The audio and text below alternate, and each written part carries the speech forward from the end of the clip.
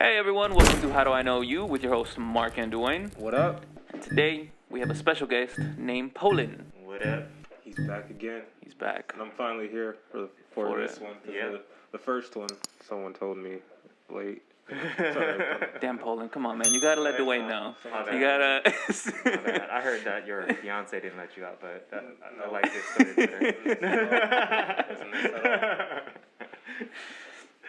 So what's been going on since last time? Everything. Yeah. The world is burning. We're putting out fires, and it's looking like there's going to be a beautiful rainbow at the end. That's a good way to look at it. I was like, oh no, they just closed a whole bunch of stuff up again. Yeah. This rainbow's kind of getting further and further away. I mean, as a business owner, did the whole quarantine and COVID hit you pretty hard? It did, but there's businesses I feel like that got affected negatively, and then there's innovative business owners that made their business survive through it, and then there's other businesses that just thrive through it, just like Amazon. Right. I'm not saying we were the Amazon, but our business just kind of, we're booked. Like Okay. it's just been crazy. So it's been a lot more work in this season, and work has just changed. So it's kind of getting used to it, plus it being busier. Was it a harder hustle? Like, do you have to like basically just hustle really hard during it, or was it just business as usual? I think it's hustle hard to get over the hump of the learning curve of how to work with the new norm. That was the biggest thing. And then just like I said, I think some people and some businesses just thrived a little bit more. So on top of a learning curve, on top of getting busier, and on top of more restrictions, so you can do less running around. It was a lot of work. Yeah. So for us, we're thankful. It was a weird season because like you don't want to talk about how busy you are or how good business is when everybody else is like struggling, staying at home, kind of on a like just all that. So we just kind of kept it low key, just worked with the people that we were serving and just kind of did all that stuff. So and it was a service based business that we work in. So it's like we definitely had to figure out social distancing, feel out clients, meetings, Zoom calls. So it was just, and then for the good or the bad, like I heard from a lot of people, and it was kind of a reflection on us, anybody who was working from home, where we can do meetings via internet, it made us work more. Because you were accessible all the time, people were home more. So it's just like, even on our construction side, people are home. So they wanted to get stuff done to their house because they're like hanging out at home more. The kids are home and all stuff. So it's like, it's just been nonstop. But I'm not complaining. It's just, I'm complaining about how busy we are. A good complaint. Yeah, That's one of those good problems. Yeah. Those first couple of months when the pandemic, I guess, hit for us, was there like that fear moment of like what's gonna happen? Because like I believe around March and April, they were saying things about the real estate market that was like it's gonna crash and all these things are gonna happen. No one's gonna move, and then as we're in July, nothing's really happened like that. It's been pretty steady, at least on the surface. Yeah, it just depends. Like in any market and any business, I think it's just who yells the loudest gets the most attention. Like American culture is that way. They say the squeaky wheel gets the grease. Right? Well, in other cultures, in Japan, it's like if the nail head is sticking out, you get pounded down. So they don't want people sticking out. Over here, people get observed more when they're sticking out. So I think you'll see it all the time. People are gonna scream doom and gloom for years, and then when it hits and it finally, because it's a cycle, it does. They're gonna say, "See, I was right." Well, how about all the other years you've been saying this? So I look at stuff as more of like economies. Microeconomies and stuff like that, like just looking at the local market. So we counseled our clients very conservatively, but also like just made sure that we were truthful, honest, and said there's things out of our control that if anybody can predict, it would be freaking wild. Like they should be rich, billionaires. Like nobody has the magical insight to see past all that stuff. So we just took in what data we could, just was really transparent about it, and told people to make the decisions what's best for them. And most people made that decision like, okay, this could affect me, this won't affect me. If it does, it's going to affect everybody. not just me. So, it's worth the risk. So yeah, I think, I think when people listen to too much of what's said out there instead of focusing on what their economy is doing in their business. So economy is just a measurement of money and trade. So it's like if they're not measuring the money and trade, because I've seen on both sides, like for example, restaurants and bar services and alcohol services and stuff. I mean, I've seen people get real creative and adapted to the economy, and I have seen people just shut their doors and just cried about it. Right. So it's like, one of my friends who owns a bar service that takes care of weddings, events in like Hollywood, like Nickelodeon, like sports events and stuff like that. None of that happened anymore. And he's like, okay, what do I do? Well, he ended up creating a delivery service for alcohol. He's like, well, people are staying home more. They're wanting drinks. They're going to want some good drinks. So he opened it up to the territory and where his business is established. And he started delivering, and he made half of the income of what he used to with half the staff, so he didn't have much expenses. And he was able to thrive.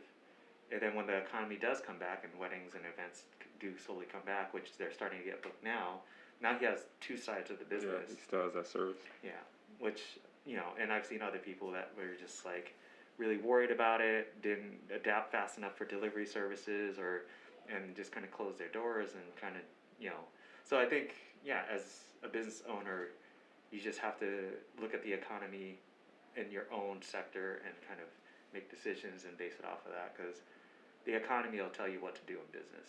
Right. Yeah. I feel like what this did was just rush the process of an old established company not adapting to change, and they don't change their business model, they don't cater to the new generation, and then they go like, why did we go out of business for? Like, we were doing everything right, and when it was inevitable at some point. Yeah, it's just they get comfortable. Yeah, they get comfortable. Like example comes to mind is like Applebee's. When they did that thing where they were trying to cater to the millennials, and millennials still didn't come, so they blame millennials for their business failing. Yeah. It's just, it's like you said, you got to adapt, and then what's working, you go for it. If it doesn't, change your tactic. Here's early 2000s, which people don't realize, and this is like one of the biggest comeback stories, is Legos. Legos almost went bankrupt, right? Wow. And people don't know that, and now they adapted because their old market used to be for kids, and it used to be creativity, and then school systems and all stuff fucked up creativity. So now you just have people being like, what do? They ended up, instead of selling a box of blocks that people put together and use their imagination, they gave instructions on how to put this thing together to make it look like something. Right. And then that got more popular. So they started studying their audience. And then they worked with an architect to make, a bunch of different models of architecture to open the market up from kids to adults. And then they diversified, and then so it was the creativity of the time, but they were literally in bankrupt. Now they're plus hundreds of millions of dollars as amusement parks. Yeah. Yeah. So they also limit their stock, right? Like, it's only limited when this type of Lego set is available, and that's it, kind of thing. Yeah. Yeah, because I think they focus now on like things that are trendier, like movies, and because people pay a lot for like Star Wars sets and things like that. Yeah. So they used to sell a 300 block kit for like $20. Now they can sell a 150 block kit for $30. Yeah, that's the low end. Yeah. Yeah. So it's all marketing, positioning, and just knowing your audience. So, stuff like that is just definitely knowing or adapting to what's going on. Yeah. And if people don't adapt, and you're right though, it was a fast adoption, and I think it was just one of those things where people were just, the fear that was drilled into everything. Because we talked about this, and if you go back to some of our videos for the real estate stuff, we were like, literally the day that they announced that schools were shut down, we were like, okay, this is coming, not because of the stats that were coming out for the infection rate, it was we were looking at, like, when you looked at SARS, AIDS, and all stuff, the hits online, and the searches, it was like in the 100,000s, and literally the first week of COVID, it was like at a few million. Shit. So just the searches and kind of the exposure to it, we were just like, the media's going to take this and run with it, whether it's serious or not, whatever side you take, it's just going to be, that's going to be in the front of people's mind. So we were just like, this is going to come quick. And then I had one of my guys that works with us kind of freaking out. He's like, oh, what are we gonna do? I was like, look, this is actually gonna be crazy good for our business. And he was like, what are you talking about? No way, people are gonna get foreclosed on. I was like, even if they do or they don't, if we're positioning ourselves because everybody else is in fear and we're giving resources, I was like, we're gonna be like the go-to people Right. to figure out what the hell they have to figure out to solve the problem. Yeah. So I was like, we don't stop what we're doing. We work harder in this time period. And then, because everybody else is going to freeze, we do more research, we give more information, we just serve people. And I was like, and then you take care of people. And I was like, and he was freaking out. And then now he's just like, this might be my best year ever. And I was like, Yeah, as long as you stay calm and just think your way through yeah, instead of panicking, because you can't think at all when you panic. no. Yeah, emotional intelligence. I do not have. No. I panic. I freak out, and Yeah. Try teaching a 9-year-old that. I taught my son that. yeah. Yeah, because there's a book written about it, and we were talking about two surfers out in the ocean. And then they were surfing, and then all of a sudden they're out in the ocean, and then they see shark fins circling them. And one of them starts freaking out, like starts paddling, doesn't know what to do, falls off his board, gets back on the board, starts paddling, gets eaten up. And the other guy freaks out for a second, stops himself and says, okay, what do I do? So he's circling his board with the shark in front of him. And the shark comes and tries to take a bite of him. He stuffs his board inside the shark's mouth. The shark comes back, he hits it again. And the shark kind of takes off and he goes and survives. Right. And I go, that's emotional intelligence. This one guy freaked out. And this other guy, of course everybody's going to panic. Like everybody has a reaction. Yeah. But then he was able to control his emotions to figure out how to survive. Yeah. So. Yeah. I could equate to like when people are thinking about getting into a fight, they're like, oh, I'm gonna throw the left, the right, and then I'm gonna dodge, blah blah blah. And then nowhere in their mind is like, oh, this guy's gonna throw back, I'm gonna get or hit. You're gonna get hit. And then when they're actually in a fight, they're just like throwing their hands up in the air, like fidgeting and. Yeah. But, fuck. Exactly. So. All right, so. So does that answer that question? I don't know. Yeah, Okay. it was questions, conversation. But first question I have for you: can you explain the typical business model? Typical business model Yeah. in America. Yeah, in America. Typical Isn't it supply and demand? supply and demand, but what do you want to know? I guess remember how you explained to me how businesses run their businesses. So the psychology that we have, and everybody thinks, oh, I'm gonna open a business to make money. Right. Right? Like that's what economy is. That's what business is. That's what I'm gonna do. I'm gonna get a product and sell it. There's a lot more to it because a lot of people don't realize that. Some people do it because it's a natural way for them to give a service, get a service, and measure something. Some people have a gift of it. Most people do it because they think I'm going to make money off of this. And the reason why people think that is because people think that if I have this, then I'm going to be somebody. I'm going to look. If I have the nice car, if I have the nice house, if I have the nice whatever it is. If I could take these vacations, then I could, I have a certain stature, or I look a certain way, or an image. So people think, in order to get that, I need to do this. I'm going to open a business.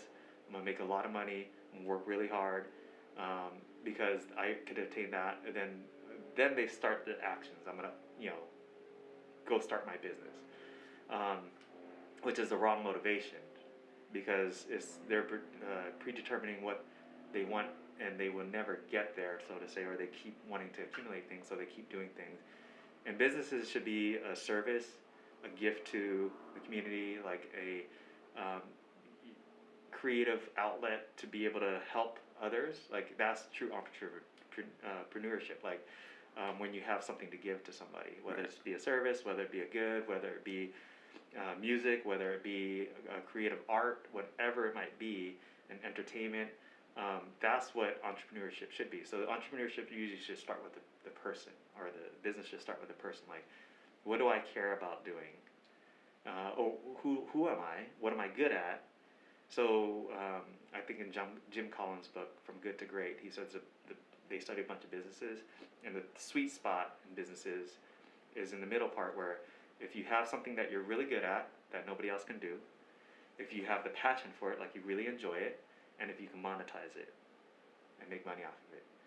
And too many people are infatuated with Jeff Bezos, like all these like Bill Gates, all these like success stories that are like out of this world. Yeah. And not enough credit is given to the small mom and pop shop that this is the dream for them to have a little piece of shop and they just enjoy what they do every day.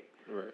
So and when the heart's in it, when that's all there, then and then they're open to see how the clients are receptive to it, then they adjust to it. So the difference is that like people should be acting out of what they can give, what they can do, what their passions are, and then that creates what they're going to be doing because that's who they are. It's not different from who they are. Whereas somebody might be doing something to change something, but it's totally not them. And that's where you see people miserable. Yeah. Because they're like, dude, if I'm a doctor, or I'm going to open this business, like I can make this much money, and then they burn out because they hate their job. That's not really what they want to do, and because it's not them. But they think that now that I have the house, you see these stories all the time where people have a shitload of stuff and they just give it up because they're just like, I want to go do something. Right, like hike in the woods forever or something. So I think a true sustainable business is when somebody's doing something they're passionate about, something they're good at, and can make money off of. And I think that's where people miss it because they have to figure out how they fit in to make money off of that instead of how to make money so they can fit in. It's just like turned upside down on its head. So I think that's how businesses should start. Right. How it starts in the U.S. I feel like is the other way around, where money comes first. Where it's just all profit. Which is all profit. Which is why you have all. That's why you have a very disgruntled and not happy society. Is because society is being told in trade, and there's a few books about this, but in trade we have traded our creativity, our God-given gifts, our self-worth to comfort. Meaning, if I give myself 8 hours a day for this, I get a pension, I get a pay, and I can have comfort. Right. So people don't seek out entrepreneurship, people don't seek out businesses, or those who do seek out businesses, that's not what we've been taught. And then so systemically, we just aren't supported that way. We're not given $200,000 to open a business, but we're given $200,000 to go in debt, to go make $20 an hour that we can barely pay that debt back off. Right. Right. So why did that become the standard then if it's so messed up for us? Industrialization. So the premises of any business, that how they profit is they streamline systems, so they dumb down the process. If you're going to sit here and you're going to put this mic together, there's one person who does the assembly on the body, there's one person who does this, so it's just a repetition, because repetition is familiar, and then it becomes just an easy way to put things together, so the efficiency is faster. Okay. And then once you create all these little efficiencies, and then you are able to make things faster and more profitable, and then you also have people that are replaceable. So you have this whole industrialization time when everything from car assembly to flipping hamburgers have an assembly line now. So these businesses drive that. These businesses, will hire that. These businesses go to job fairs at schools and say, this is what we're looking for, so teach these guys this certain thing. Right. So that people in general can just sit down and do one thing. Right. So we have a dumbed down society in trade for comfort that is all driven now, and then people are starting to realize I'm doing this for somebody else and we're not getting the benefit. Whereas before, and the reason why we went from one society of that and growing businesses to selling stocks of a business, which used to be a big owner who's integrated with the community, knows the community, can talk to the employees, and work, and be a part of society. Budweiser is a part of that, and all that stuff. And now you're seeing that now that they're sold differently, they are not as engaged in society. So you have all these businesses that are now purely profit driven because they're obligated to the stock owners. Which, right. How many American people are in stocks? Like 50% of them, I believe, don't even have A share in anything? Yeah, a share in anything, right? Yeah. So then you have this society where all of this money is getting pumped in. These businesses are obligated to the stockholders, no, not anymore to the employees. I mean, the disproportionate value for a CEO to the bottom line employee is so far off now. So, so the money has been driven to CEOs making decisions for the bottom line for them to get bonuses and all that stuff. And so if they make things look good, instead of spending a lot more money on the people to make them happy, to have a more efficient company, it doesn't look good on the books. Right. They're hired for 3 years to flip the numbers this way, so they cut costs, they up hours on people, make them stressed out. They, the lean model is just like I said, just dumb down people and just make sure that people fit in this box and kind of go after that. So now you have the society that has traded comfort, self-worth for comfort. Now the companies are not valuing them as much. Then inflation goes up, and now the cost of living goes up, and and they've been praised so much about how much profits they've been given to the shareholders and the owners and everything, that people are starting to wake up. They're starting to go, shit, why am I spending 30, 40 years of my life to go live 11 years and die? Right? So, so now I think there's an age of entrepreneurship, and also the internet and everything has made, business a little bit more easy. So I feel like it's a great time for people to do business, and I think it's a great time for that, but there's not a lot of foundation for that. So the people who have connections or the experience are ballsy enough to go out and do that, I think there's going to be a platform for them. And that's why we look at people who are doing something different and kind of going, shit, that's cool. Right. They don't realize they're working harder, but they're also working for more value, meaning they're working for themselves. They're working, to work hard the first few years, because then they have exponential growth. Whereas in careers, you just have a ladder where you're maxed out or, topped off somewhere. And so, in the business nowadays, you don't need the whole world buying stuff from you. If you're a hairstylist and you've got a good 500 to 700 people that get regular routine haircuts for you, you can make 6 figures and a good living with relationships that you really care about these people. Like, that's the crazy part. Yep. Yeah. The thing I wanted to hit on when you said systemically we're taught certain things, I feel like when it comes to having like a regular job, or just thinking about choosing to how you're gonna live your life, so to speak. I feel like from a young age we're taught, because of this environment and situations that we're put into, you got to start making money because you need to get out of your circumstances. But for other communities, or just white communities, for being honest, they don't. I've met a lot of like white people or white kids just from when we were in middle school who they didn't have that. Which, looking back now, they were right, but for us, we're like, you don't want to make money. You don't like what? Because I remember we would do things like sell candy at school. We would always try to like get money some way, somehow. We're always working. We're always thinking. And then so many kids who didn't live in the areas that we lived in, they just had bigger dreams. Yeah. And you learn that, because their parents don't instill that in them. They instill, do what you want to do, like be great. And then if it doesn't work out, then you figure out what you're going to do after that. Well, but I feel like generational wealth. Right.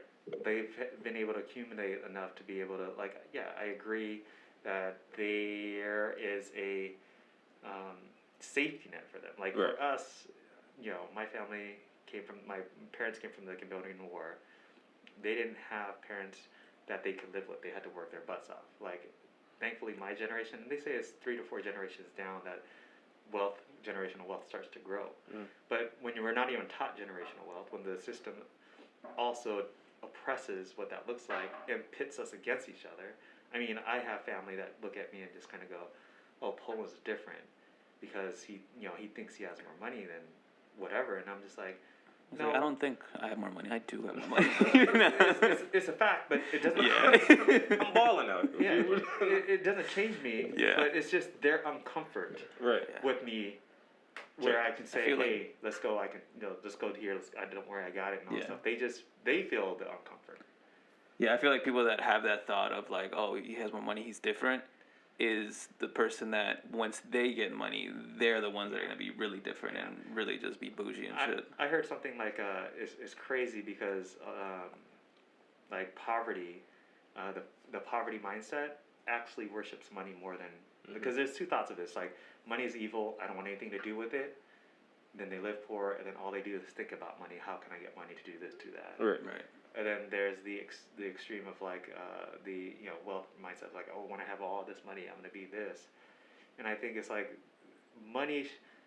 A friend of mine told me this. He goes, if somebody gave you $1,000 today and just said, here, out of nowhere, $1,000, what are you gonna do with it? What would you do with it, Dwayne? If we're talking about like today, probably use it for something for my wedding. That's like top of my head that I can think of. Yeah. What would you do? Lately, when I get extra cash like that, if I do get extra cash like that, I put it into my stocks. Yeah. Just See? to. So that's a great way to look at it. You're using it as a resource to, invest into something your life, Right. and you're looking at it as an investment. Most people would say this: well, I'm gonna go buy a phone. Yeah. Oh, I'm gonna go do, and what that triggers is just an emotional aspect of money. When money gets emotional, which people have driven to it that way, then they have like, there's somebody else who said this. They said when you treat money like your marriage. So I think about my wife all the time. I spend a lot of time with my wife, and then when my wife is pissed, my day is ruined. So think about money all the time. Is like, what am I going to do when I have money? I need more money. Spending money all the time is working for money all the time. Like I spend 10 hours a day at work just for money. And then when you have a bad relationship with money, or you're in a relationship, say you were in debt, you're stressed out all the time and it ruins your day. Right. So think about that. Like we treat money as if it was a personal relationship with it. Right. Like we love money, like we love. It runs our life, and we're okay with it. Even what you just said with the whole married to the money, there's rappers that I know who promote that type of thing, and it's like, I'm married to the money. Like I love this so much, but then that's something that gets passed down to us, and then we feel like we have to attach everything that we do with money, because money to a lot of people in the community is a symbol of success, regardless of like whatever. And that's the hardest thing, because so many people, like going back to school days, so many people would come with, we all live in the same community, but like these couple of kids have like $300-$400 shoes on. Yeah. And they are proud of these shoes. But I know for a fact that they live right next to me. Yeah. And I'm like, I know you live in low income housing. So what was the point of those shoes? Because like when you get older, you think about like, damn, what was the point of that? But as a kid, you're just like, I want those shoes. I want that, because I want to seem like, I got this and that. But that's drilled into us from somewhere, right? Is there some kind of logic of people that worship money tend to get more money? Is there any correlation between that? Because you yes love and money no. so much, you work harder for it. Yes and no. I mean, I see people who love money who can never get enough of it, aka gamblers and all that stuff too. Right. But they also love the rush. But and then there are people who are genuinely good at making money, and they take pride in their money, and they become money wraps their identity, and so they will surround themselves in it. And I think that's in every gamut you have that.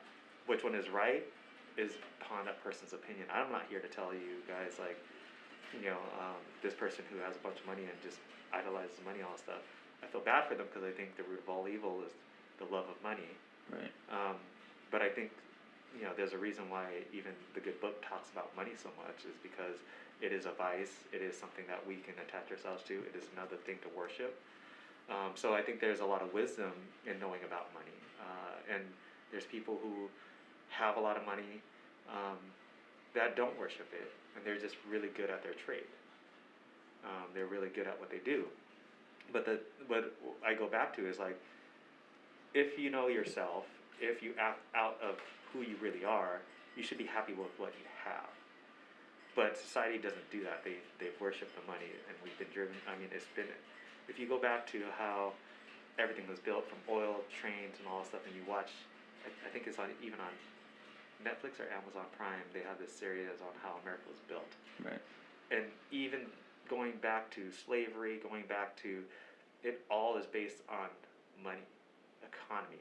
It's all cheap labor. It's all, how can I take advantage of somebody else to make myself rich? Right. And that's the love of money. And that's where I think it's fucked up.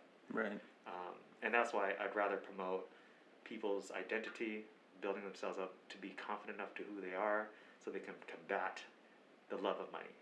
But in that, and not but in that, I think people who are good with money and are good with teaching that should teach as many people as they can how to utilize money as a resource and as a tool, and not to idolize it. So I was gonna ask you why isn't that the normal, but I think you kind of answered it with it's been drilled into us. That's why, right? Mm-hmm. Go ahead. If you look at the maps of colonization, and colonization is bringing riches back to the powerful, and if you look at a map of the Western world touching the world on colonization, it's been touched all over the world. Right. So you have that, and then you have the select few that have driven money, that have used money as a power source, that has taken advantage of all that stuff, stole land, which where did we end up? How did we own land? That's just. Yeah. But how do we own people? It's just crazy. But that's because of the love of money, and that perpetuated. So. Right. And earlier you were saying about the business model that you were mentioning, the one that's just the standard right now. Yeah. If it's not that efficient, why do people keep using it? Why does 75-85% of business go out in 3 years? Okay, so it's just they use it, and it's like this. What we've been taught in our society is they glorify certain things. We glorify that guy. The strength finder thing I was telling you about, it's not his strength, but they glorify this football player who loves football, but he's built like me. He's not going to be a real football player, but he's working his ass off, spending time at practice. Might have started off as the water boy, made a relationship with the coach. The coach felt bad for him, gave him a jersey, gets no playing time, but two of the wide receivers gets injured, and he's the only one that's left on the bench on the championship game. Nobody else is open. He catches the last catch, wins the game. They throw him on his shoulder, and he's idolized for that. He's just this is the guy. But then he, goes to college, can't play football for the team, just focuses on football, can't get on the team, just stays around that stuff, doesn't focus on the things that he might be skilled at in other places, and he's forgotten. That's the story for businesses. They talk about all these businesses that have done so well, that are billionaires, that are all this, but they don't talk about the mom and pop shop that live a happy life.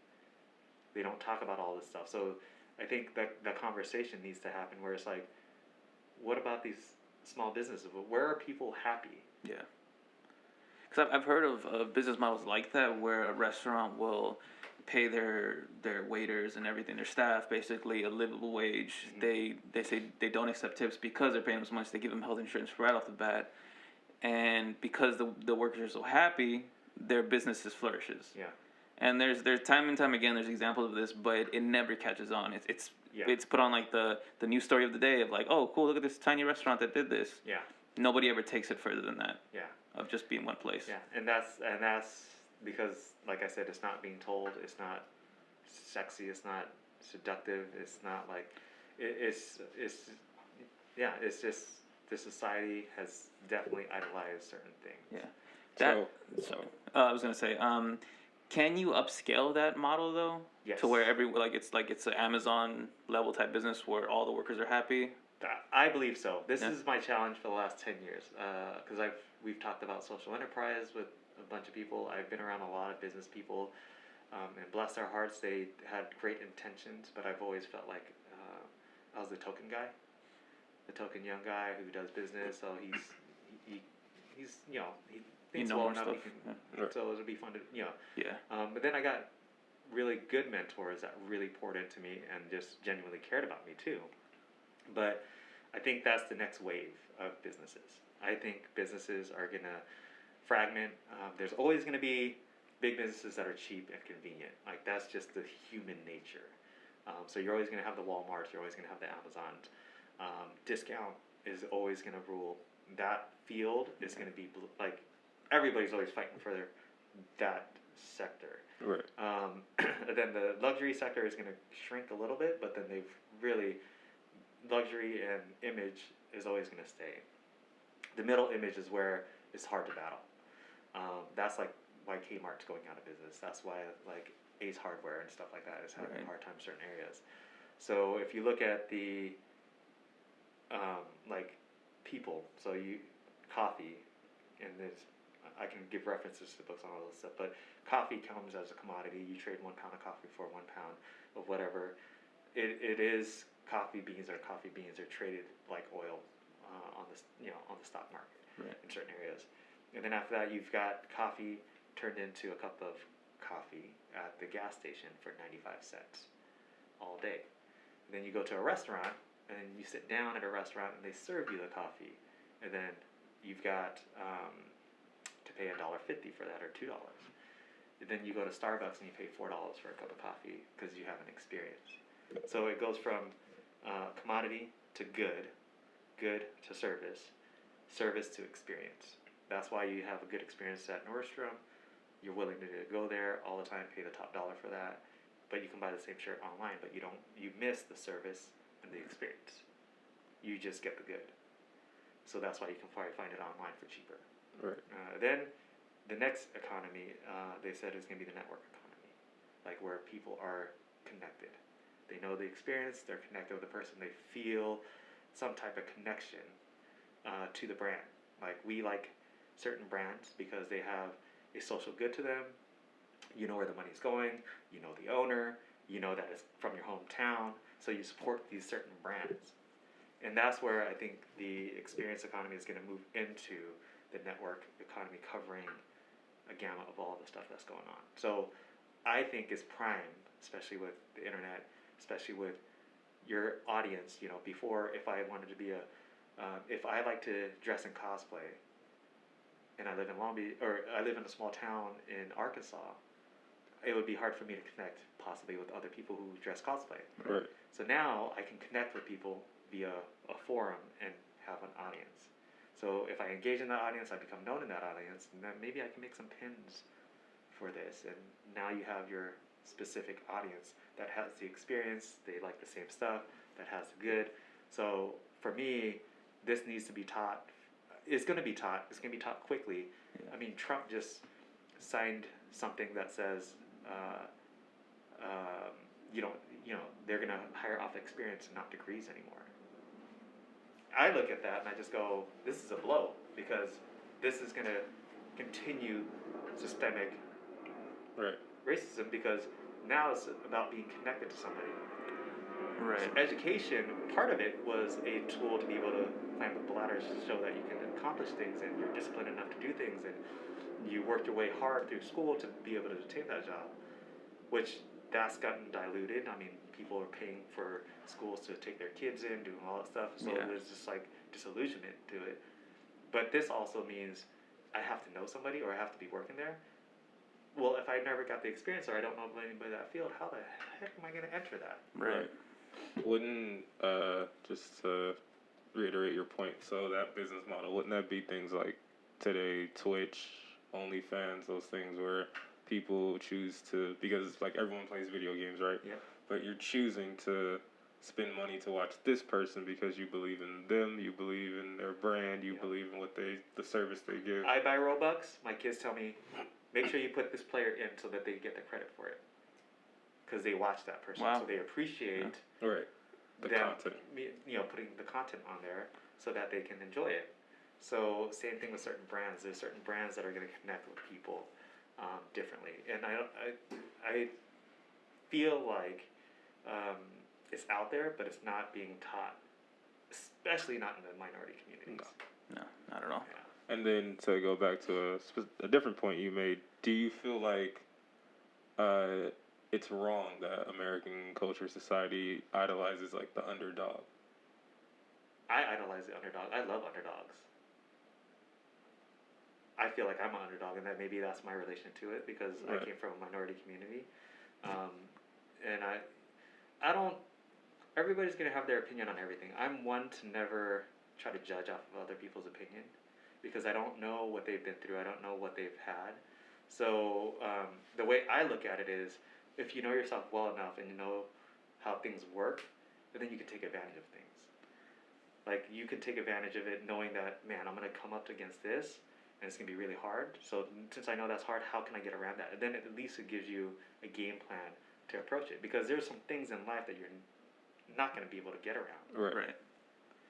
But how do you break the chains is by moving yourself forward or helping others move forward. Right. Yeah. So we gotta change the view of how we approach being an underdog, Yep. basically. So instead of chasing this unobtainable dream, really like the football thing, Yep. you focus on your strength, like you've been telling me for a while now, and then be an underdog that way. Yep.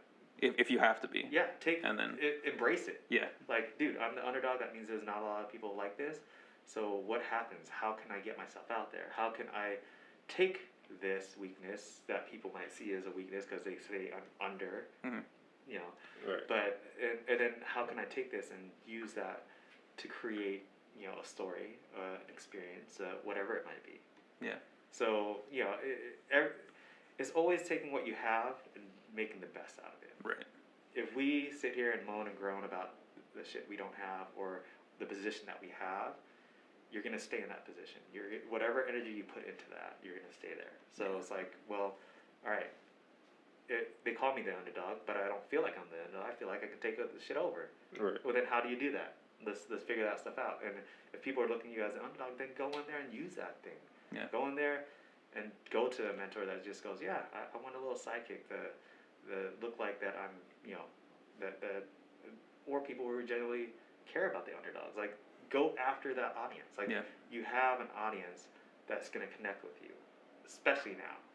I think that's the best thing when it comes to like being a kid or today's youth is when you think about it, the older you get, sometimes it hinders you because you're more conscious of certain things and people's opinions and things like that. But as a kid, it's like, oh, you want a skateboard? Just buy a skateboard and then just start. Or do you want to, you want to play basketball? Pick up a basketball and just start. Yeah. But as you get older, it's like, I'm not tall enough to play basketball. I don't think I can do it. Or like these certain things, and like you never know until you put yourself in that mind state of like, I'm just gonna try it. Yeah. I just want to try it to see what's gonna happen. That's I'm instilling to my kids now every little bit. Like, if you're not making mistakes, you're not trying. I'd rather you make more mistakes than successes. When they do their homework, I don't even check their homework until they try to do their homework. Because I'd rather see where the mistakes are happening. And we talk about it all the time. I was like, what mistakes did you guys make? And then why aren't you guys making mistakes? Like, why aren't you guys trying it then? right. Like, and that's the thing. I think we get drilled into our head because of the system that has been in place of being dumbed down and just putting this microphone together like this.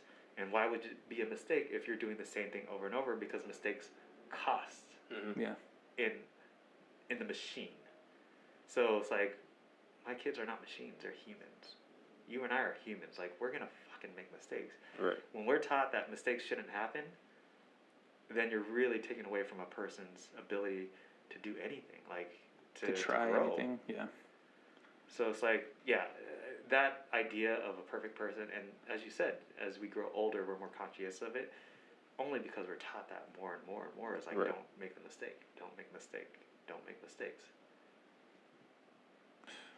Man, that's just, that fucking sucks. It fucking sucks that I'm the only perfect person here, and I gotta like just you two have to deal with that stuff. That's insane. Just, how is that life? Just not being perfect all the time. Yeah.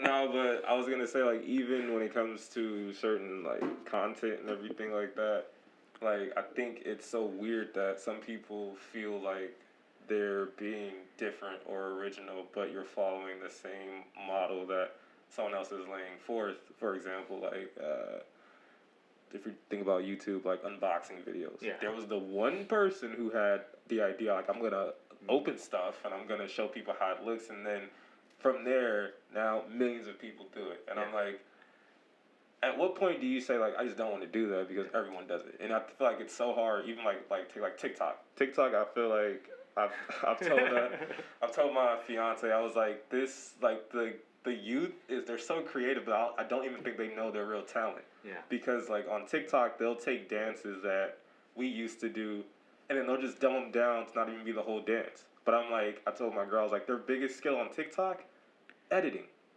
they all edit amazing. Yeah. I was like, I cannot do that. Yeah. Like, they'll cut certain things. Yeah. I'm like, damn, how did they do that? Like, Angles. all like, that stuff. They already visual, have it down. These kids are 13, 14, 15. I'm like, they should focus on that. Yeah. But, like, they'll focus on things that are just like, you know, they'll cut up a weird dance that did not even doing correctly. Yeah. And I'm like, well, do they realize it yet? And it's weird. Yeah, and they probably don't realize it yet. And they probably don't see the benefit. They probably don't. I mean, that one person who got rich. And I don't think that is wrong to do the same thing that they're doing if you get inspired by it. If you're looking at it and just going, oh man, that would be so fun. Like, I would love to do that. Right. Yeah. Whereas some people are going, man, she got rich off of that. I'm going to try that. Right. That's the difference right there. It's like getting inspired, doing what you really like, and your emotions really seeing through so people experience it. Or you just fake the funk because you're trying to get the bread. Right. Then after that, it's like most people are going to fail. And there's going to be a few people who are like really good. Right. It's a hard thing to do to decide to I'm gonna just do what I want to do and not all what's popular and what's making money. Because Why even is that? because as an example, our podcast, me and Dwayne, man, You yeah. Hey. In the beginning, like this isn't our first podcast, right? Yeah. We had podcasts before. We struggled with we want to be ourselves, but at the same time, to get over, we have to copy people that have doing just like the popular things, so that people, when they search that shit, they also see us. Yeah. Right. And it took us a long time. I want to say maybe like 5 years to really mature into the thought process of like, fuck it, we're just gonna be us. We're gonna keep doing us, and however long it takes, as long as we're hustling and pushing it, it's gonna get there. Yeah, and there was people along the way who were at certain points maybe they were doing a little better than us, but they were doing things that are quote unquote gimmicky and everything like that. And we would have conversations, and I'm like, they're gonna have a short lifespan. Like, I don't like, they're gonna have to keep doing this, and I don't feel like they can. And at this point, we are. I feel like from the people that we know, we're the longest standing. We have an actual foundation that we can that we're working on. It's just crazy to think about, like 2 years ago when people were like, you know, getting 5 views, and we're just like. And I know, like, most people would sit there and just be like, I don't want to do this. Like, this is, and then just keep grinding away at it to get to a certain point. It gets to this point. And I'm like, there's even more stuff that's happening behind the scenes. But It's a good, it speaks to your point, Polin's point, because they didn't have the passion for it. They just wanted it to make a quick buck. Yeah. So it's not getting that quick buck. They so get the quick views or reactions. Yeah. They think that's what. And if they don't get it within like whatever time frame in their mind is, they say fuck it, I'm out. Yep. And with us, it was mainly just about doing it. Yeah, doing the show. It was enjoyable. Every fucking week we came in here, we're like, this is just fun. Every time we left, it's just have a good time. You're talking with your friends, and it's a cool time. We're being honest on the show. We're not having these like contrived like, oh, this week we're gonna be this way and everything like. And then also even like monetarily, we've gotten like sponsorship offers or whatever. Yeah. We turn every one of them down so far because we keep being like, we're gonna look for something that we actually do like or do embrace and things like that. That represent you guys. Right. Yeah.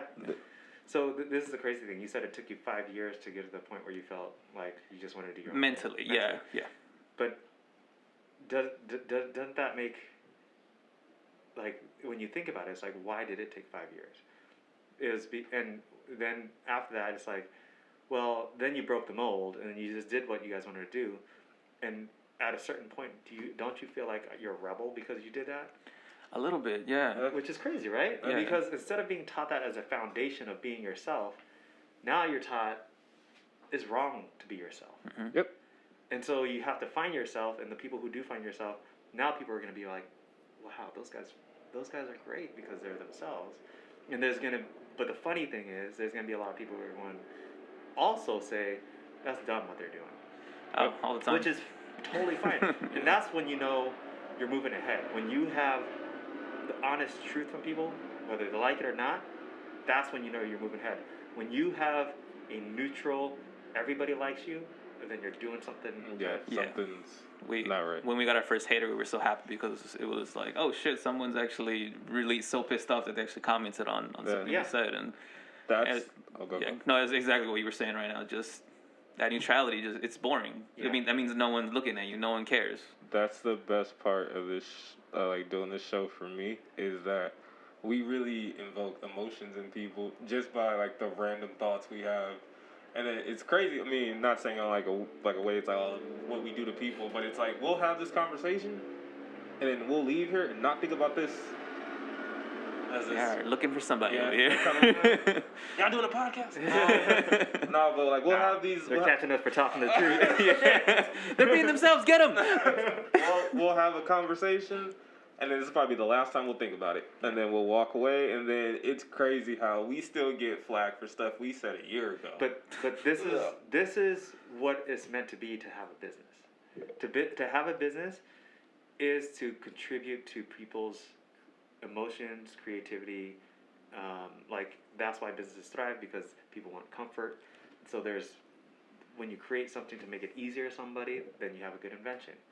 When you have something, a dance that you can, go out there and do something and it evokes emotion and people like get goosebumps, or a song, or a service, or somebody just feels like, oh, I need this because of. That is where businesses should focus on, is what they're made to do. And that's why I look at that and I just go, and business is not just a brick and mortar store where you get a candy bar or like where you get a good for. It's a trade of something economy. Like people are willing to pay for the different stuff now. Mm-hmm. People are willing to pay for cars, trading cards. People are willing to pay to get on a phone, just to have somebody on the other line, just to listen to them for anything, not even get feedback. I mean, there's businesses where people just lay down and hold you because you're invoking them. Yeah, cuddling. Right? Cuddling. They cuddling that. Do this. For real? Yeah, they do that. Where? How do I know this? You want to Polin's top color in the game. Real soft, not too much pressure, not any way you just like enough it. stuff. But yeah, but that's where that's what people don't focus on. That's why, a lot of businesses study the porn industry and other things, because people are driven that way, and so it's crazy. Like, yeah, we were actually talking about that, how the porn industry basically lays a pathway for every other industry. Yeah. Like VR only exists because porn and all shit like that. So yeah, I mean, that's my view on business. I mean, it might not sound as practical as like, what can I do to set it up and open an LLC, get this product, do drop ship and all that stuff. It's not as like easy as people want it, and I feel like it's a little bit like people who will listen to it may grow tremendously because it's about self and like it's gonna be a more firm foundation. Yeah. Some people might hear it and then sit on it, not understand it, and it might be a while for them to go through the 5 years to really find themselves, to figure out what they want to do. But I think that's going to be the future of where businesses are going to really start to thrive in micro economies. Right. I think it has to be made clear for people that, because I feel like when people go like, oh, I'm going to work for myself and do it, blah, blah, blah, they do what you said in the beginning, which is they focus just on the end step, which is the money, the fame, all that stuff. So that's where a lot of people trip up. So if you're really going to focus on yourself and do your own business and all that stuff, make it about what you said, just the business itself and for the love of it. Yeah. Yeah. Because or else all this other advice is just going to not help you at all. Yeah. So can I plug this? Yeah. Okay, so Heavenly Church in LA, South LA, shout outs to Bishop James Taylor. He wanted to get a multi-ethnic consortium together to really empower the Black community with business practices. And we sat down and we started talking about this, and the thought was like, okay, how do we get the Black community to have businesses that make, that platform them? Because I feel like that's where the change of power can be is economically. Like if you allow wealth to come into a certain community, there's going to be a change of power. So I was talking to your brother about this, and I was just like, this is what I want to do, and we've been talking about, so the ideas came up, and so we're actually going to do that. We're sponsoring. It was a donation given by Martin from a construction consulting group, and then we've got volunteers kind of coming together, but we're literally going to take 5 people. They can fill in an application. It's going to be biblically based, and we're going to teach business practices. And it starts off with the 3 pillars of self, leadership, and then stewardship, and then practical business ways to kind of go around it. It's going to be a 3-month class setting, and then we're also going to have like feedback, and then also like a Shark Tank type of event at the end where people can, out of the 5 they can put in, and then we're going to receive donations, and they get a little seed money for their idea or where they're going to be. And it's specifically for the Black community. And is it going to be focused more on the community type businesses where they're actually like a small mom and pop shop? It's not just for profit kind of business. It's going to be for profit.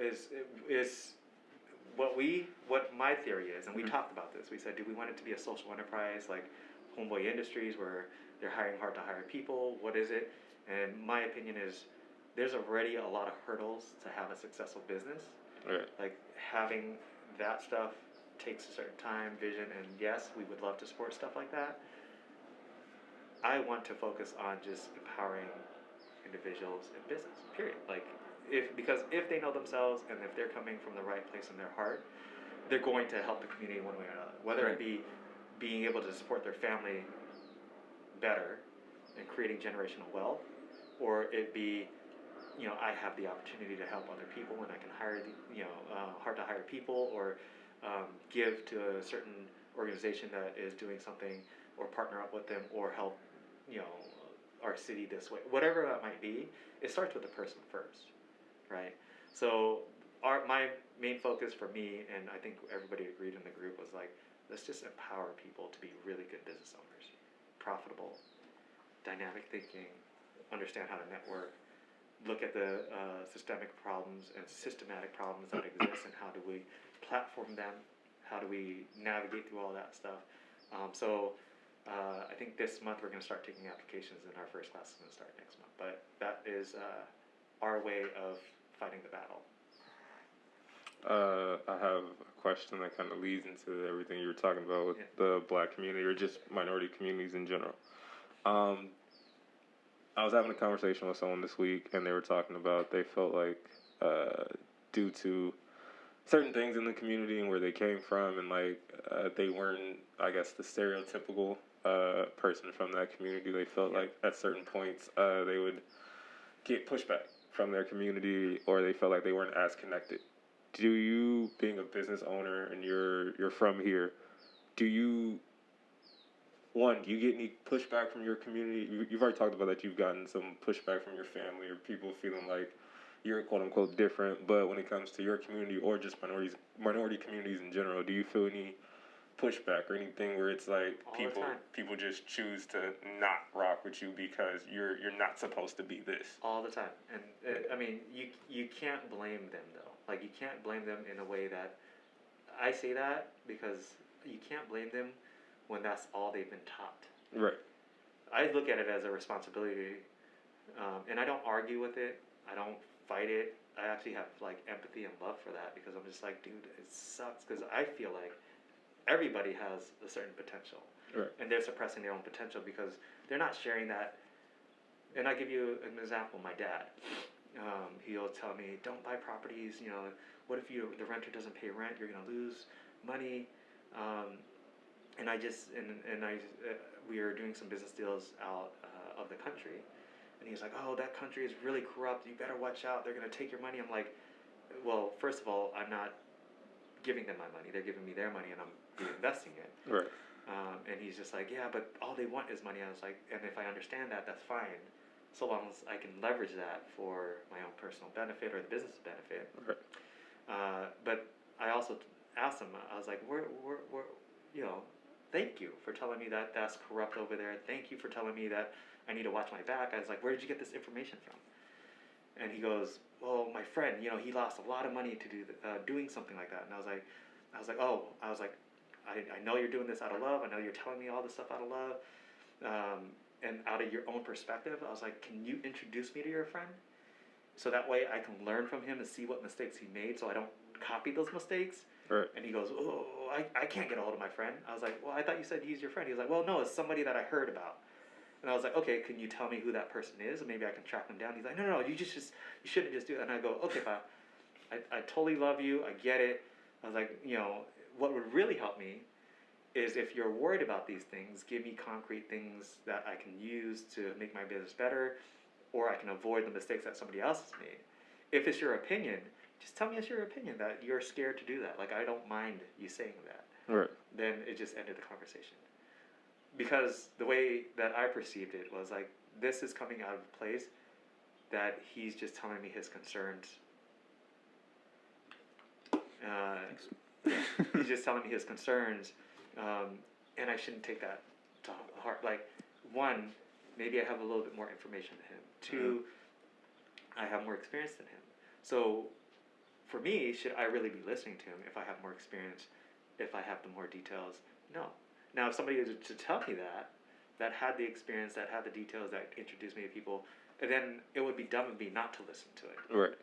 So for me, it's like I take everybody as value at a certain extent. It's how much time you want to spend with that is on you. But that's my dad, and I asked him those questions. It was an extra 5 minutes of conversation, but we came to a point where he was just like, okay, I have nothing to give. It was just my opinion. Right. So that's the way I take a lot of the criticism and feedback. So it's not to get defensive, it's to figure out why they're thinking that way, which is, I would say that's extremely hard for most people. Yeah. To not just go like, well, fuck you then. Yeah. And just, you know. But that's the confidence in knowing yourself. Yeah. Right. And that's the confidence of like honing in your own skills. And that's the humility that you need you need to be able to look at, why am I not getting sales this week? Or why did this customer not give me a good review? Like, you can't look at that and just go, fuck this guy. He gave me a bad review. I'm going to do it over and over and over again. And you get 30 bad reviews and nobody comes to you. Right. You got to look at that, reach out and just go, hey, I'm humbly sorry. Like, I didn't understand that. Like, this would help me. And people say that the worst customers are probably going to be your best customers to learn from. Yeah. There was, because the person I was talking to with this, I can only give the example of, because when we were talking, they were saying how it wasn't the same for me. And I was like, it was, just I didn't take it how you took it. Yeah. And because I felt that way in high school. And, I went to Jordan up here, and I felt like coming from the middle school that we came from, it was complete, like a culture shock. But it was weird because I'm like, I'm from here.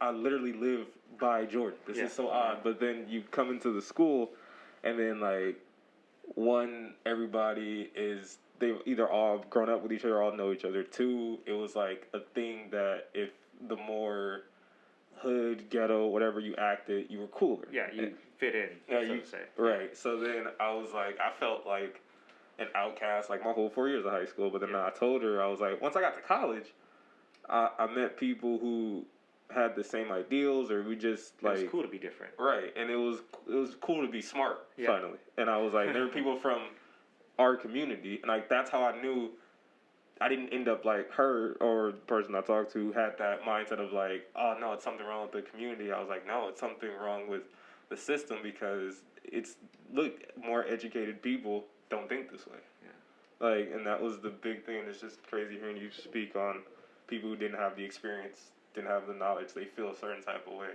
but until they actually go out and do it. Yeah, and the only way that you can get with them is being like empathetic and being on their level, like understanding them. So it's like it's hard to tell somebody like, just do it. It's like, well, you don't understand. I went through this. It's like, and until you can kind of connect with that and kind of walk with them in their shoes, it's easier to judge. Right. Yeah. So how do you show empathy to something like where, it's, if you're smart in these communities, like these hood neighborhoods, to be smart is to be like, oh, you're not from here, actually, you're not part of us, you're not with us. Yeah, you're a lame or you're square. a lame, something like that. How do you fight that kind of way of thinking? How do you change that? I hang around. I show them love. I mean, same thing. Yeah, same thing. I mean, I've got people who look at me and kind of think like, oh, you've made a certain status for yourself, and I'm like, no, like, let's go pop a bottle of Hennessy and hang out and barbecue. Right. For me, my way to people's hearts is food. Like, if I break bread with them and drink with them, it's really hard to kind of hate on someone. Yeah. But that's the thing, is the time that you spend with people too, invest with people, because time is money, they say, but time is a very valuable asset that all of us have. So we can say a lot of this stuff, but the true empathy is like, am I going to spend time with this person? Right. Because you can say, oh, I care, but you're never there. It's like, so, and then you have to make that judgment. Like, do I want to spend time with this person? Is this person going to get it? And is it worth my time for this person to even realize this or not? Like, and so it's just this whole battle of figuring all that stuff out. But once you find your lane and your platform and like your group, that you feel like, okay, I'd rather get somebody off the fence than try to get somebody to think differently. Because if they're thinking this way and they're wondering why they're feeling that way, I'd love to, show them that and empower them and teach them how to fish so they can better themselves. And when that happens, they're going to do that for somebody else. Yeah. From what you were saying, it seemed like to me, the people that are smarter or whatever like that, don't act like you're better than the other people that are hating on you, bullying you, because then it just creates a rift between everything, right? You're not helping the problem at all. Nobody's better than another. Yeah. Somebody might have more money than another person. Somebody might have more knowledge than something else, but everybody... Yeah. And I feel like if you are truly the smarter person, then you could figure out a way to convince them. Yeah, connect with them. Connect with them and show them, like, hey, like, you have skills too. You could be, like, you may not be as smart as me, like, in this area, but you could do it. Yeah. Or kind of thing. Or pride is a bitch. So it's like, if you just like, I'm smarter. Like, yeah. It's like, of course people aren't going to like you. Yeah. So it's just...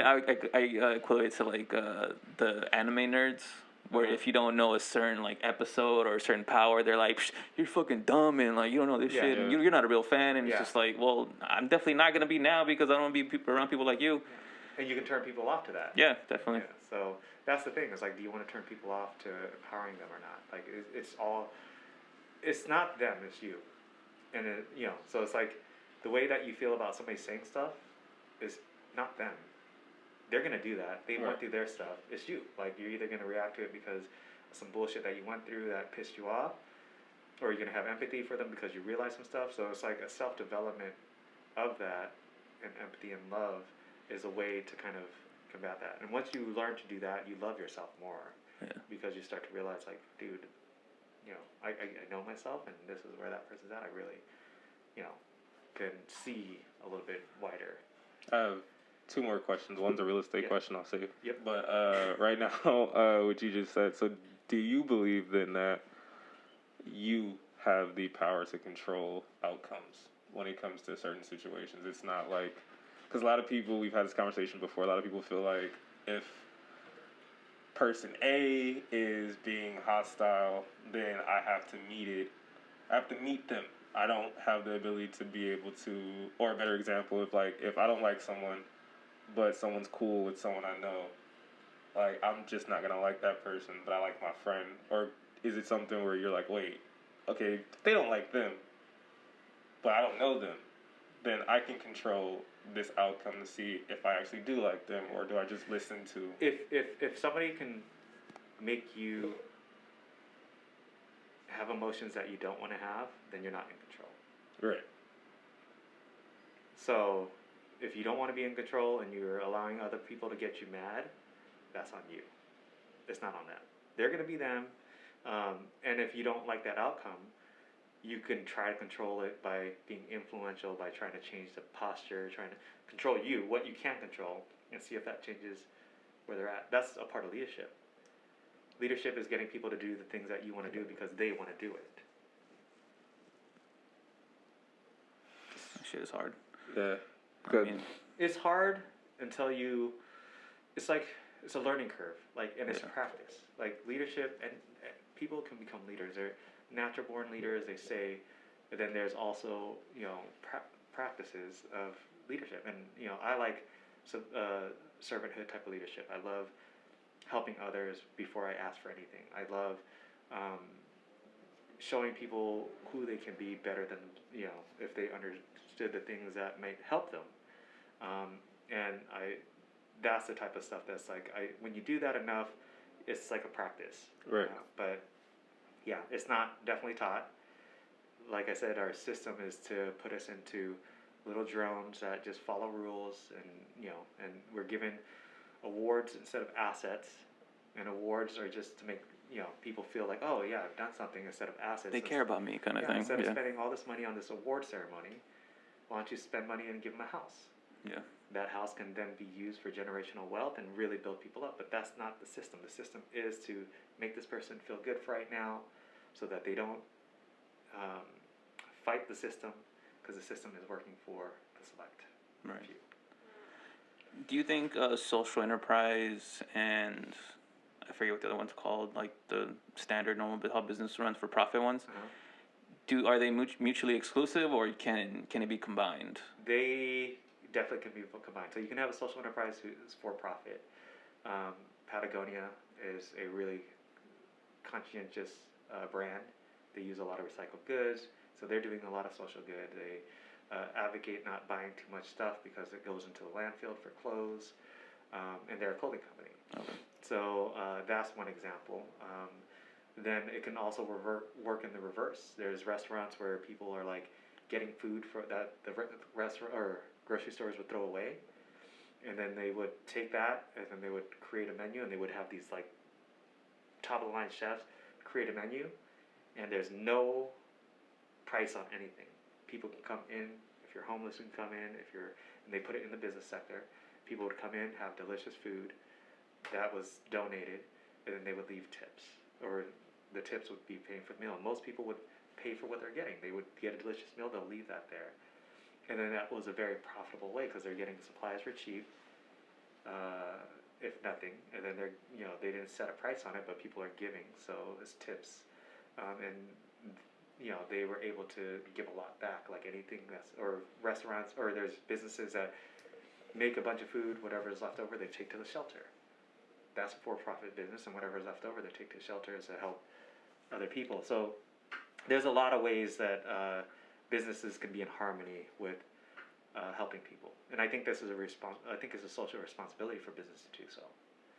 I truly do. I mean, if people are taking care of you and your business because of the service that you give, then you should be able to take care of other people too. Right. Kind of just goes back and forth, and it Yeah. kind of helps grow everything. I had a question, I just can't remember it right now. Okay, so we talked about how all these things that we talked about, it's pretty much how you could help out without any money, really. How can, if you wanted to give, if you have money to give, how can you help out that way? Like, I'm talking about empowering your own community, minority communities, and there's a lot of talk about supporting black businesses, minority businesses, stuff like that. How can you do that if you have from little to a lot of money? Yeah, I think if one is just shopping smarter. Like if there's people that you want to support them. Pay full price for it. Go out there and buy the things directly from them. If there's friends wanting to start off a business, invest into them. And do it with grace. Do it with like, be real with them. Like, hey, is this business a good idea? Like, I'll tell you my feedback. I'll give you my feedback. This is what you should look at. This is my opinion on that. And then give them grace. If they would go in the direction they feel like they have a good idea, they might have a good idea. You just might not see it the same way. So I would say shop well, shop smart, support small businesses, support the people that you want to support. And then after that is you support your friends and family that want to do something that's out of the ordinary. And then after that is just giving to organizations that are really doing the good that you feel connected to or that you enjoy. And then after that is just, I would, that's kind of the way that we see it. And then if you can tithe, definitely tithe in effective ways. But And on the higher ends, you mentioned to me this before, Tulsa, is it Tulsa Real Estate? Tulsa Investment. And Tulsa Investment. So on the higher end, if you want to do stocks, go there, right? And they... Well, yeah, if that's like, if you want a return on your money, they're trying to buy back Tulsa from the Black Wall Street that was burned down, and trying to buy the land back, and so they are all black owned. It's a great organization to kind of, and they're running it as a business model. Like, you invest, you have the risk of losing the money, you have the risk of getting it back. I like that model personally, just because I like business and I like seeing returns. You can take the returns, you can donate the returns, whatever it is. You can really do that. Like if you have a lot of money, I have friends who have giving funds. So they'll put $20 million into a fund. It accumulates interest, and then they give the interest away, and then they get the family involved to really be strategic to give. Be into real again. Yep. So I meant to mention that because for people, there are people that they've done the research on stocks and stuff like that, and they only know the stock market that people know, which is like, I don't know, Amazon, big companies, you know. And I want that one to be more known, Tulsa, especially after you told me and I did the research on it. I was like, why isn't this more known? It's you're actually helping the community and you're getting money back. It's like the best of both worlds. Yeah, and I think, like I said, I think it's just something new. Like it is weird because people don't have a reference for that. So when it's new, and it's the law of innovation. It's like you have the people who have dreamt about it, which is like only 2 to 4% of the people. Then you've got the early adopters who are like the next people. And then you've got the early majority, and then the late majority, and the people who never adopt it. They're probably way in the beginning of their business model, so there's going to be a few people, but they've raised more money. They've raised money quickly to their goals, and I'm so grateful for that. But yes, it is definitely a new trend. But that's what I'm saying is just support the businesses that you know that are doing that, and be okay with, they're going to make mistakes trying to learn this all out. So, I have my real estate question. Yep. I was talking to a friend of mine yesterday, and he was saying that it's so hard not to be tempted to buy in this market because he was saying like interest rates are going down or super low. But he was saying that for first time buyers, because he was asking me, was I going to do it? And I was like, if I didn't have like certain obligations, I was like, I would think about it. But he was saying like, yeah, it's different because first time buyers, you have to purchase something called, I guess if you don't have the 20% or the down payment, you have to purchase something called first time buyers insurance. That's at least what he was saying. So mortgage insurance. Okay. So one, I wanted to see if you could A, break down that, and two, what advice would you give to first time buyers in this market if they're choosing to step out in this market? I would just say think long term. Everybody, like we've been spoiled, and so I'm gonna answer the second question first, and then I'll answer the first one. Okay.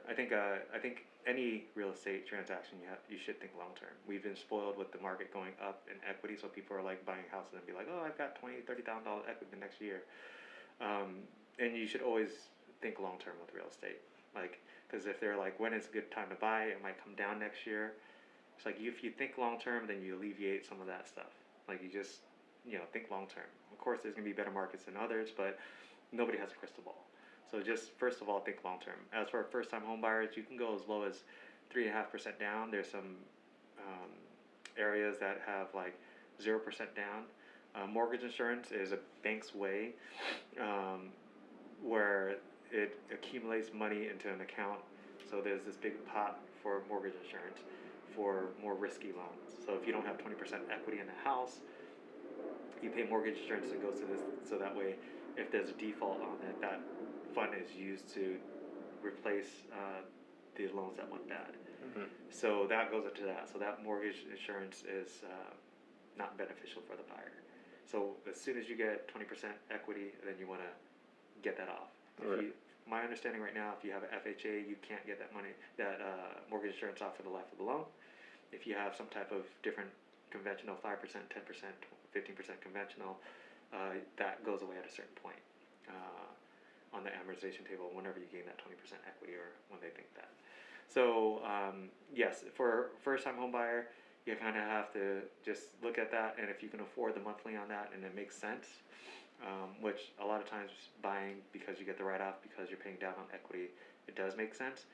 And sometimes people are getting a killer rent or whatever. Sometimes it doesn't make sense yet, but it makes sense for them to stack up some chips, and then when they have enough money, put a bigger down payment to get their position right. So the way the bank look at it is just a more risky loan because you don't the house doesn't have as much money sitting in the house.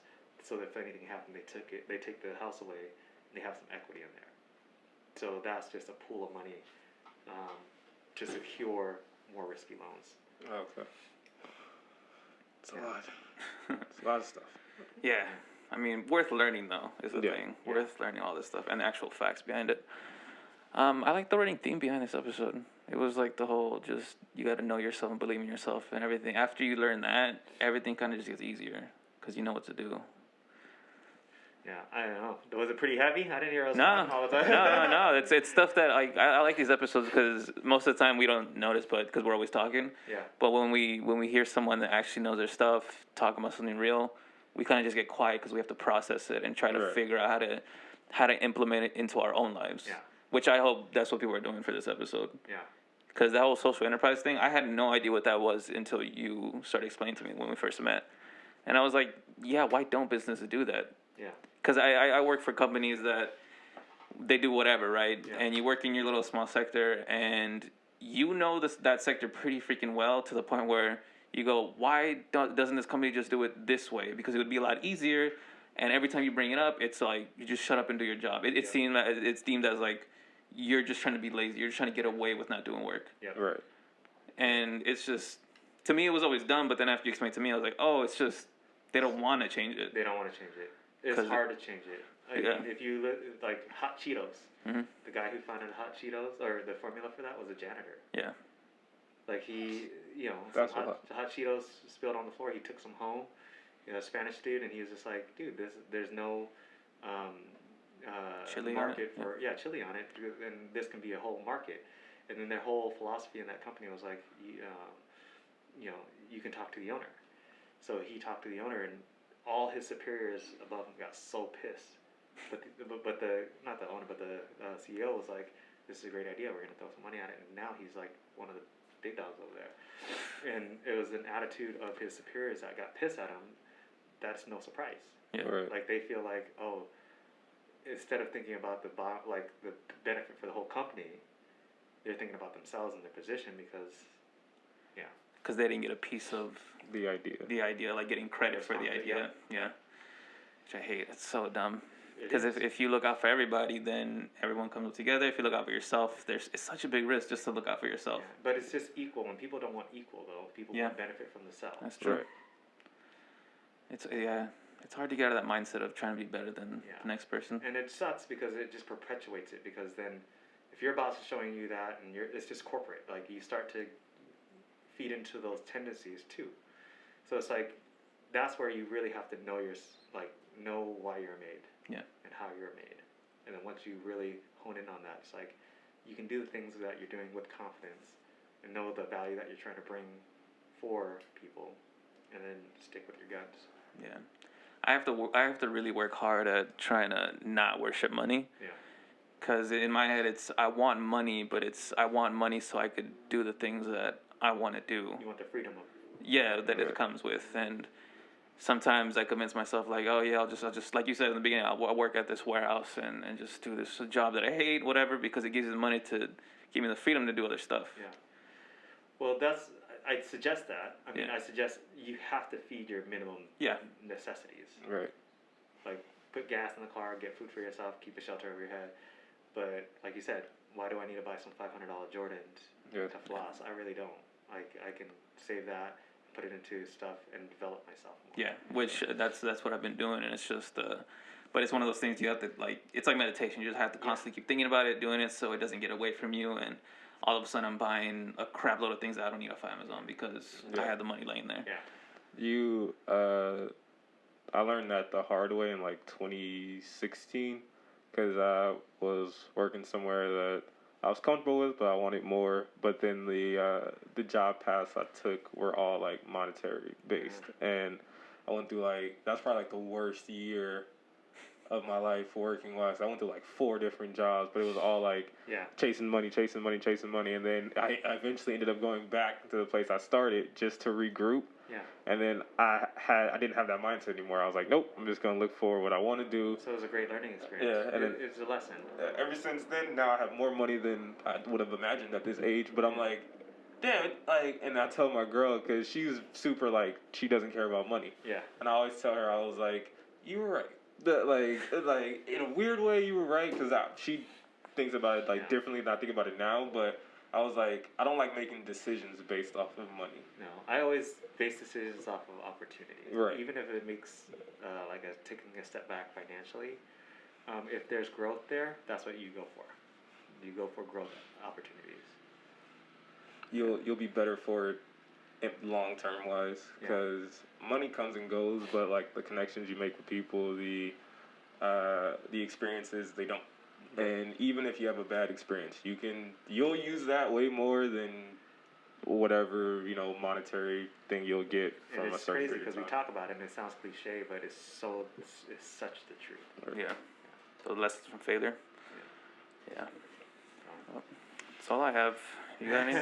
Oh, I'm good. Let's hit him with the plugs. Do you want to plug your business? I've got a bunch of crazy stuff going on. I got a coconut farm that we're gonna do a coconut social enterprise in the Philippines. We bought some land out there.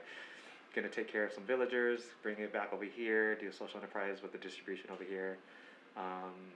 So yeah, we've got some crazy ideas. You'll be able to follow that once the podcast is going up. We're gonna follow the whole process of like from ideas to fundraising to establishing to distribution relationship to family stuff, like how the hell do you build a business while raising 2 kids and a wife and putting food on the table and doing a startup. So yes, it's going to be a big jump for us because we're going to jump overseas to establish some roots to come back over here and do some stuff just for the calling. I'd love for you guys to track with Joseph's Table. That's the educational class for business. Do they have a social media? We're going to start all that stuff soon. It was just an idea that came out. It was with everything that's going on that needs change in our society, it was our way to continue that. Because I don't want it to be a moment, but a movement. Right, a trendy topic, and then that's it. And we also, we were thinking about should we just do this as a whole series online, but we wanted it to be very community-oriented and local people, and we wanted it to be tangible and hands-on with people, and record it. So we hope to kind of give that to everybody, but also make sure that each person gets the attention that they are going to get. And we're super excited about that because some of the stuff that we've talked about, people are just like, nobody's ever said anything about. Like, this is all new to me, so it's going to be a processing time. But I look forward to getting deep into it, getting people's experiences off of it, getting feedback of like, what was it like to be the only black man in that room? I have a bunch of those. or how do you get past? Like, how do you take advantage of that? Like, what are ways instead of looking? How do we push it forward? Is the whole thing. Yeah. As soon as you guys have social medias for that, we'll like blast it and get people just into it. For now, though, I really think people should reach out to you. And right now, they can reach out to you with Ung Real Estate, right? Ung Real Estate. So at Instagram, UNG Real Estate. Because this man has many lessons you should know, especially if you're from our kind of neighborhoods that they just don't want to teach you. Yeah. So come to Polin. He'll help you out if he can, if he has time. What else? Oh, and your wife's business. She's got 2, Lou and Grace Design. So she does like a lot of design consultation and stuff like that for homes, and then she just launched the Fly Plant Shop. So the Fly Plant Shop is pot and plant pairings. The first round, they were able to raise money for organizations supporting the support of Black lives and the movement of all that stuff. So that was awesome to see.